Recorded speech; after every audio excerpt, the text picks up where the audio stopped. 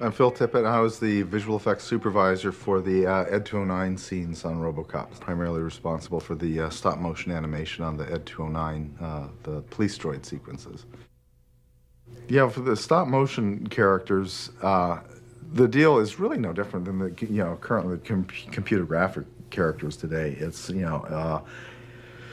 finding what's in the script that's compelling or interesting, what the background of the character is, and it really depends on what it is. I know for Ed 209, we taped and filmed a lot of actually at that time I think it was the 16 millimeter film robots. We shot a lot of robotic elements and went to like mills and lathes and looked at the attack and decay of movement and how things jiggled, and you begin to build up these files, and then you work very closely with the director in laying out the choreography in storyboard form, and that pretty much determines the approach that you use for actually shooting on the set and making sure that the plan that you have started out with is the plan you execute on the day, or that it doesn't vary more than 10 or 15%, because particularly for the stop motion photography and the budgets that we were working with then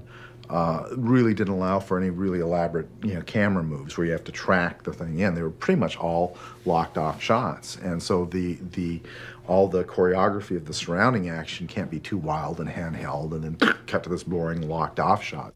Paul, one of the things that characterizes his picture making style is his camera choreography, and then it comes to these shots where, what, you want me to lock off the camera for all the shots? Yeah. I'll go, okay.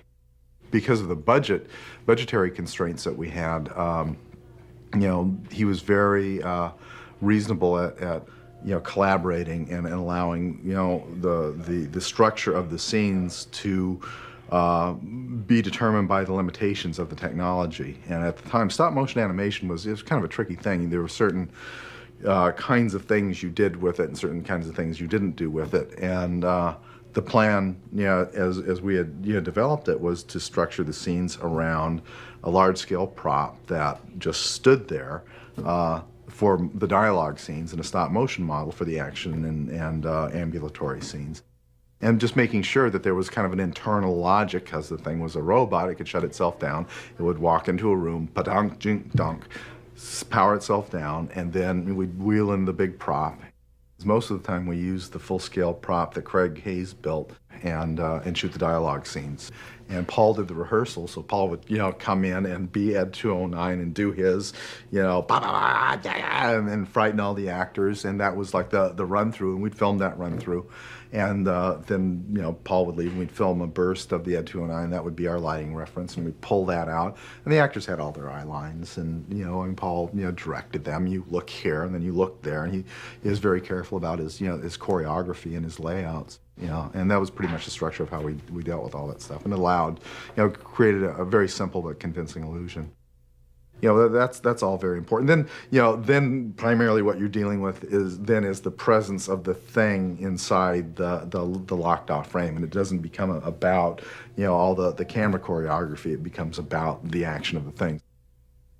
There really wasn't a lot of money to work with, so we couldn't get into really any fancy blue screen photography. And at that time, it was certainly quite pre-digital technology. So the only way at that time of creating these artificial characters was either putting a guy in a suit or building a big prop or doing a stop motion animation puppet. So I was a big proponent of unearthing a lot of the Ray Harryhausen techniques. Having worked for a number of years at Lucasfilm, most of the work and the compositing that was done there was via blue screen, and it's a very kind of a strange and personal way of working, where you have to imagine what you're shooting against a nondescript blue screen. But with rear screen photography, which is what we used on Robocop, it was a development of the animation process that Ray Harryhausen used from Sinbad on, which you shoot a photographic background plate, project it onto a translucent screen, build a stage, put your puppet in front of that, stop motion puppet in front of that, light that puppet so that it matches the background, and have any foreground objects that you need to, and shoot that. Now there's a whole litany of different tricks that you can apply to create masks that break up the actual photographic background that you've shot, that allows you to place the character within the photographic background. And that means shooting through panes of glass that you've painted out black, or doing paintings on glass that you've lit to match.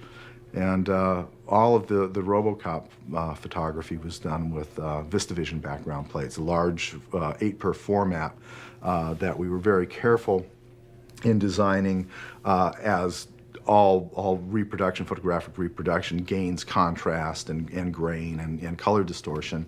So we shot on the widest format, double the size of the 4x taking cameras, that allowed us the smallest amount of grain, and we worked at creating very special low contrast masks for the backgrounds as well, because we knew that the backgrounds were going to gain. So I was very lucky to have, working for me at that time, Harry Walton, who was very adept at developing these contrast masking plates.